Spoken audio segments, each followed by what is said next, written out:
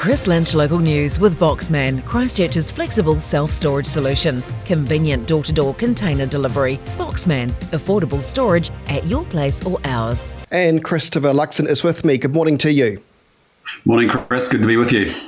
Chris Hipkins has ruled out working with Winston Peters, saying he's too divisive, but perhaps he doesn't realise that didn't Winston Peters break up with him first last week?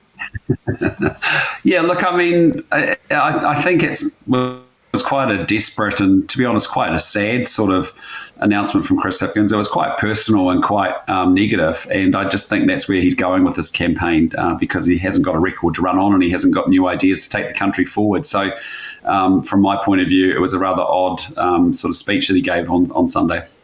He suggested that a coalition with National, New Zealand First and ACT would be a coalition of chaos and cuts. What's your response to that? Well, look, as I said, I think we coined the term coalition of chaos because, I think, to be honest, Te Pāti Māori with a very separatist agenda and a commitment to a wealth tax, the Greens with a very strong commitment to a wealth tax, and Labour thrown in all of that as a really unstable government. And, I think the choice is really clear for New Zealanders that it's either the coalition of chaos and more of the same, or it's actually a strong, stable, national-led government that's going to fix the economy, and that's what we're focused on. There's quite a few Christchurch issues I want to focus on, Christopher Luxon, today. Christchurch's only 24-hour surgery was forced to close on Saturday night, its busiest night it's supposed to be, because it had no nurses. I spoke to one recruitment officer based here in Christchurch, and she said it's a global issue. So how would National make it more attractive then for nurses to come to the city, because it's a massive problem? It is sad, and it's happening across the country, sadly, as well. There's two things that we're saying that we can do immediately. The first is that we need to say to all the nurses that we have 2,000 nurses and midwives that graduate every year. And we're going to say to them, look, if you stay in New Zealand and if you bond your services to New Zealand's healthcare system, whether it's in the public or the private system, and you stay for 5 years, we'll give you $22,500 off your student loan.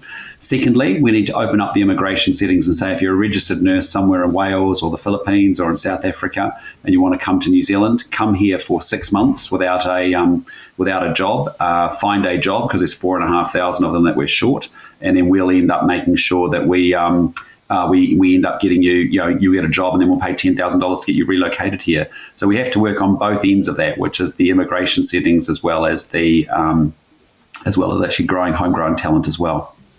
A report by Sam Stewart at the New Zealand Herald over the weekend revealed that criminals regularly exploiting significant vulnerabilities by wrapping tinfoil around their ankle bracelets and going on to reoffend. There are several cases here in Christchurch where that's happened.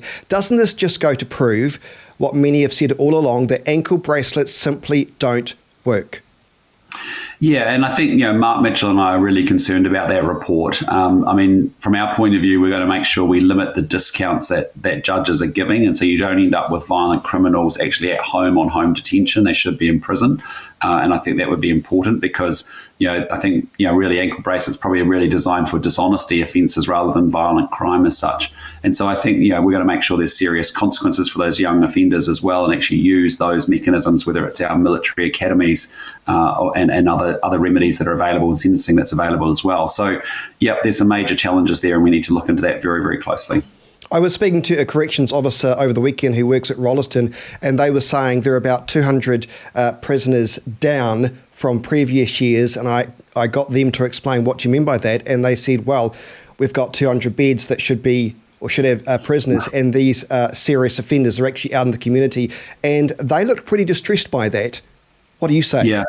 Well, that's our view, which is that the government's only ever had one goal in the crime and law and order space, and that is a 30% reduction in the prison population.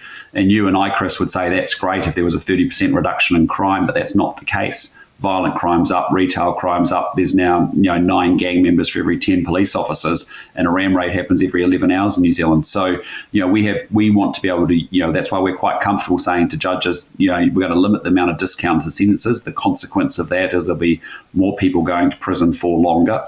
We have certainly capacity in the system, given we've got excess beds.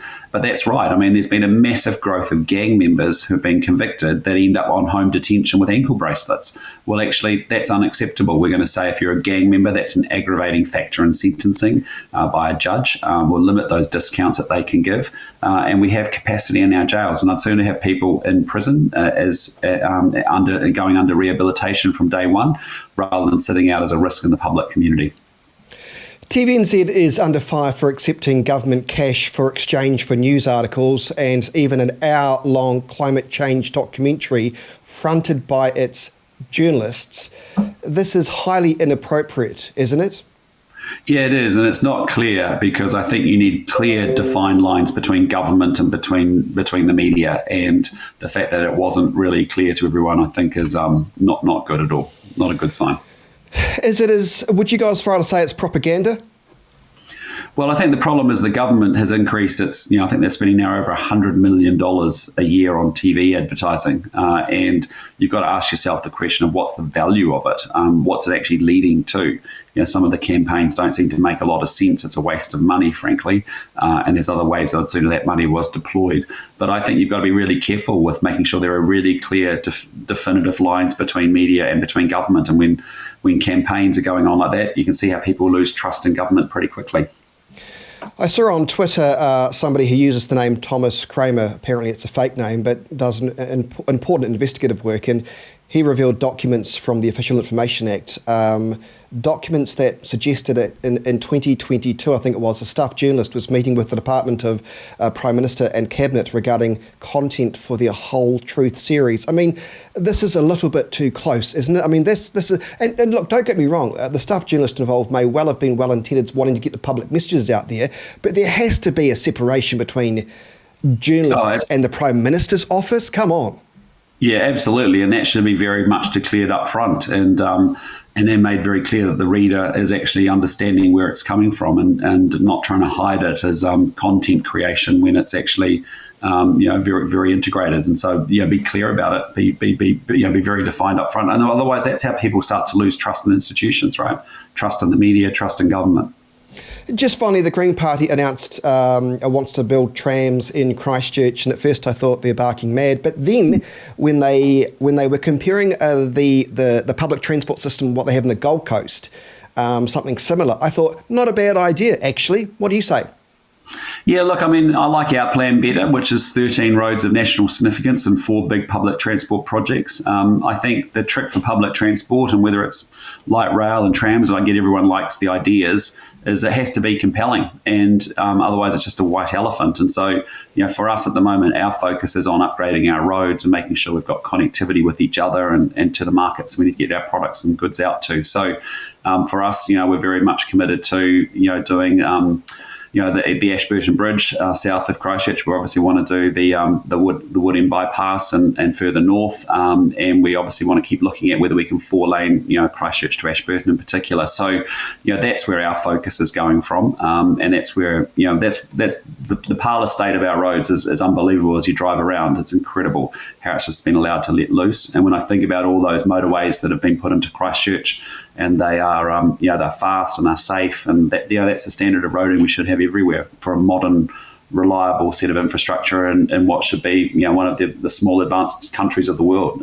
That's what our ambition has to be. So our focus is on the roads initially, yes, and we'd like to do more public transport in due course. We need to do it where there's population density and where it makes sense. But a population density, if Christchurch continues to explode in terms of its population as it continues to, don't we need to at least look at some of those suggestions when it comes to public transport? Yeah, happy to look into it, but I just say right now the priority set is actually there's 3 big projects we need to do in public transport out in Auckland. There's one that's in Lower North Island into Wellington. That's where our focus is right now, and we've got a huge amount of need. We've got a massive amount of infrastructure deficit, and we have to focus on the most important stuff first. And frankly, that is those 13 roads of national significance that open up new housing, that open up new connectivity, that upgrade our roads is really important to us. National leader Christopher Luxon, thanks so much for your time this morning. Appreciate it, Chris. Good to be with you.